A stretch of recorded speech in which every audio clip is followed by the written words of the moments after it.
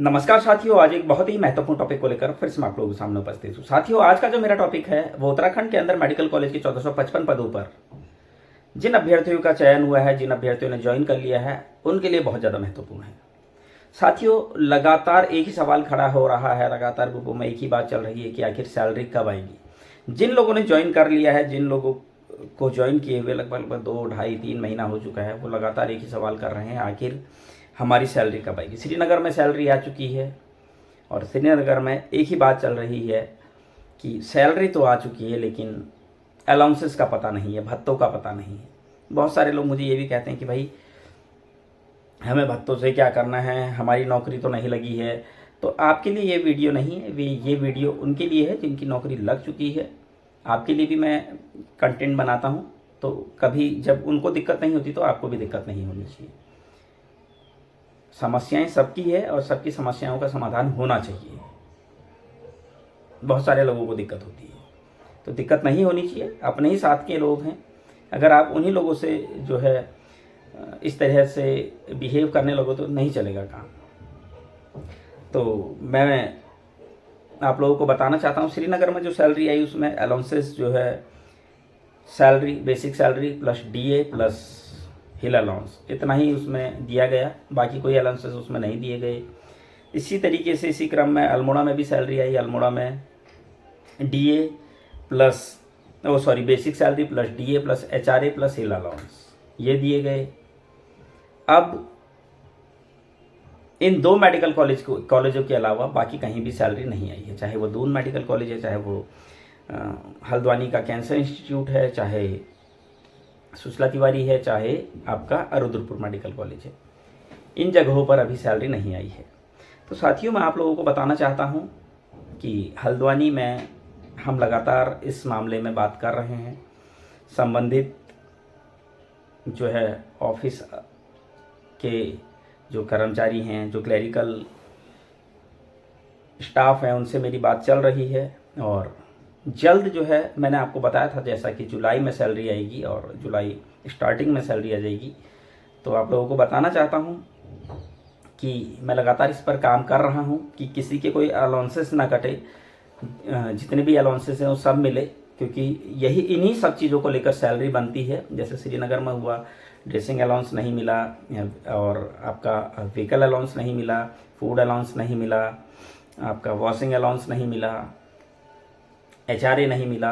तो मैं यही कोशिश कर रहा हूँ कि हल्द्वानी में इस तरह की चीज़ें ना हो और बाकी जगह भी ना हो। हम यही कोशिश कर रहे हैं कि जहाँ पर सैलरी पहले मिल चुकी है तो उनको जो है नेक्स्ट सैलरी में सब कुछ ऐड करके दे दिया जाए।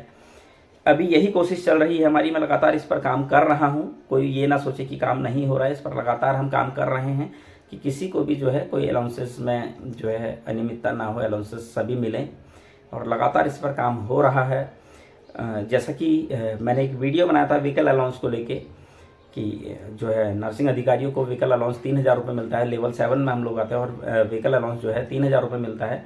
तो इसको लेकर भी हमारी बात चल रही है और हमने यहाँ से एप्लीकेशन सारी क्लियर करके दे दी है। मैं सभी मेडिकल कॉलेजों के नर्सिंग अधिकारियों को, सीनियर नर्सिंग अधिकारियों को, वहाँ के डीएनएस मैम को, एनएस मैम को, सभी को यही रिक्वेस्ट करूँगा कि आप लोग भी अपने अपने स्तर पर जो है एप्लीकेशन लिखें और अपने अपने जो है मेडिकल कॉलेज में क्लरिकल स्टाफ को, जो भी आपके क्लरिकल स्टाफ हैं उनको जो है वो एप्लीकेशन दें और रिसीविंग लें, ताकि जो अलाउंसेस हमको नहीं मिल रहे हैं, जैसे फूड अलाउंस में भी थोड़ा जो है अनियमितता थी।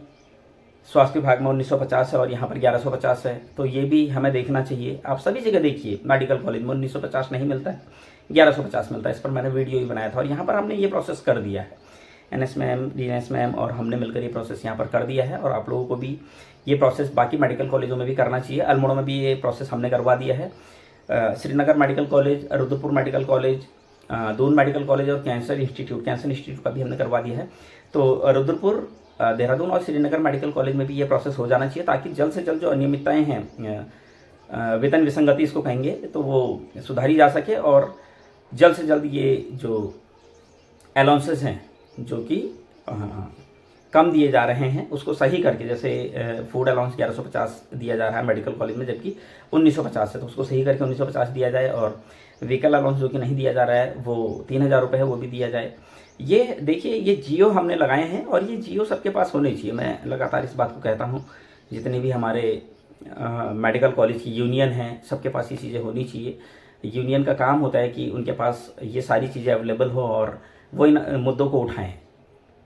एलटीसी एक मुद्दा है, बहुत बड़ा मुद्दा है, और ये भी यहाँ पर मेडिकल कॉलेज में नहीं मिलता है। इसको भी हम बहुत जल्द जो है जियो के साथ उठाएंगे इस मुद्दे को भी। और ये जेन्युइन मुद्दे हैं, इन्हीं मुद्दों पर हम काम कर रहे हैं और सभी लोगों को जो है सपोर्ट करना चाहिए। अभी हमें कुछ नहीं, कम से कम अपनी जो हमारी सैलरी है वो ठीक ठाक मिले। इसमें जो अलाउंसेस है जो कट रहे हैं वो अलाउंसेस ना कटें, ये चीज़ें देखनी चाहिए ताकि फ्यूचर में हमें कोई दिक्कत ना हो। अभी एक नर्सिंग केयर अलाउंस भी मिलता है, sorry patient care allowance, PCA, patient care allowance, वो भी मैंने देखा नहीं यहाँ पर। उस पर अभी देखते हैं, पहले उसका जियो देखेंगे जो भी होगा। लेकिन हमें ये सब चीज़ें देखनी पड़ेगी। जब तक हम इन चीज़ों को देखेंगे नहीं तब तक चीज़ें क्लियर नहीं होगी। और इन चीज़ों के जियो हमें ढूंढने चाहिए कि कहाँ पर क्या चीज़ें मिलती है, कहाँ पर क्या चीज़ें नहीं मिलती है, और मिल रही है तो कैसे मिल रही है, उसका जियो क्या है, कहाँ कहाँ पर वो लागू है, ये सारी जानकारी हमें होनी चाहिए। जब हम इन चीज़ों की जानकारी रखेंगे तभी तो हमें अपने अधिकारों का पता चलेगा। यही तो हमारे राइट्स हैं। तो इन चीज़ों का हमें पता होना चाहिए और इन चीज़ों पर हमें काम करना चाहिए। सभी लोगों को अवेयर होना चाहिए। वीडियो भी मैं इसीलिए बनाता हूँ ताकि अवेयरनेस जो है फैलाई जा सके, सभी लोग अवेयर हो सके। सभी लोगों को अपने अपने अलाउंसेस का पता होना चाहिए कि कौन कौन से अलाउंसेस हमको मिलते हैं, कौन कौन से भत्ते हमको मिलते हैं, कितना मिलता है, डीए कितना मिलता है, और क्या बोलते हैं कितना हमारे सैलरी में से कट होता है, क्या क्या चीज़ें कटती है, क्या क्या चीज़ें हमें मिलता है। ये सारी जो है जानकारी हमारे पास होनी चाहिए, तभी हम चीज़ों को क्लियर कर सकते हैं, तभी हम चीज़ों को आगे भी बता सकते हैं कि हाँ इस तरीके से ये चीज़ें होती है। तो साथियों, इन चीज़ों के लिए हमारे पास सारे जियो को होना बहुत ज़रूरी है। और फिर से मैं एक बात रिपीट कर रहा हूँ कि हल्द्वानी मेडिकल कॉलेज में जुलाई में सैलरी आ जाएगी और पूरी कोशिश है कि सभी भत्ते दिए जाएं। इस पर काम हो रहा है, मैं लगातार काम कर रहा हूँ। हल्द्वानी सुशीला तिवारी मेडिकल कॉलेज में, सुशीला तिवारी हॉस्पिटल में जितने भी लोग कार्यरत हैं, सभी लोग लगभग सभी लोगों से मेरा मिलना जुलना होता है। सभी लोगों से मैं इस बारे में बात भी करता हूँ और लगातार इस मामले में काम भी कर रहा हूँ। उम्मीद करता हूँ कि बहुत जल्द सबकी सैलरी आएगी और सभी लोग उस सैलरी से संतुष्ट होंगे। कहीं पर अगर ऐसा होता है कि हाँ कहीं पर कुछ चीज़ें कुछ अनियमितता होती है तो उस पर तुरंत काम करेंगे, ऐसा नहीं है कि काम नहीं होगा।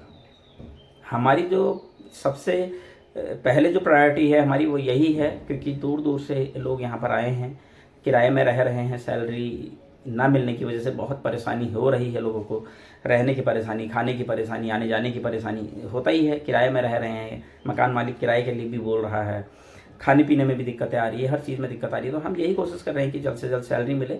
लेकिन उससे ज़्यादा ज़रूरी है कि सैलरी जब भी मिले, जितनी भी अलाउंसेस जितने भी हमको मिलते हैं वो क्लियर होकर मिले, ताकि बाद में हमें उसके लिए ना लड़ना पड़े। फिर भी अगर कोई अलाउंसेस क्लियर नहीं होते हैं तो उसके लिए हम काम कर रहे हैं। उम्मीद करता हूँ आज की जानकारी आपको पसंद आई होगी।